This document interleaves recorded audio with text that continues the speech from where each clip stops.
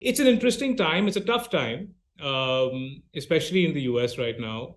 Um, what would your advice be now to companies and to employees? They're looking. I think the tech industry has lost 200. There've been 200,000 layoffs, conservatively speaking, across the board in the last Mm. 8 months. In this environment, what would your advice be to management on first, and then second also to employees, who are obviously a little bit nervous when they enter the office, and they kind of they look at their inbox with a sense of anxiety for both Well, sides. there's ebb and flow. I mean, I've been in American business for over 30 years, 40 years almost. And we've always had cycles where lots of hiring, productivity changes, there were layoffs, again, a lot of hiring. It's a cyclical thing that goes on, and it's very predictable, almost secular. So I'll come back and I say, anybody who's working, put money away for a rainy day, or put money aside for a rainy day, because if you don't have a clear proposition and a clear contribution to the company, all the excess will be whittled down, then the company will rebuild. That's the first point. Point number two, everybody's focused on the tech layoffs. We have 11 million jobs in this country still going or begging. Okay? We have record low unemployment, an unemployment rate that we haven't had in 70 years. We have it today in the country.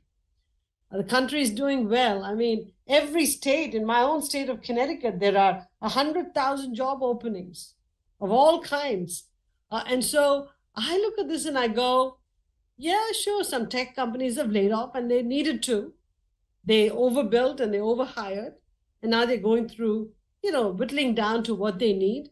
But that's a small portion of the American economy. The rest of the country is doing great. And then with this whole initiative to be able to control our own destiny and bring some of the supply chains back into the country, the opportunities are huge. The infrastructure bill is going to create lots of jobs. The CHIPS Act is going to create lots of jobs. So Anand, I'm extremely bullish on the US and its prospects. And I'm saying to myself, we are already in good times. There's going to be even better times for the US. So I'm a eternal optimist here because I'm seeing it all around me. Very interesting. And the talk of recession, you think, is overstated? I mean, people have been talking about recession for over 12 months. We have unemployment at the lowest level. We have the most number of jobs available. I mean, open today, not filled. Um, you know, have some sectors slow down? Yeah, but other sectors are growing at a ridiculously high pace, especially as the infrastructure bill comes in.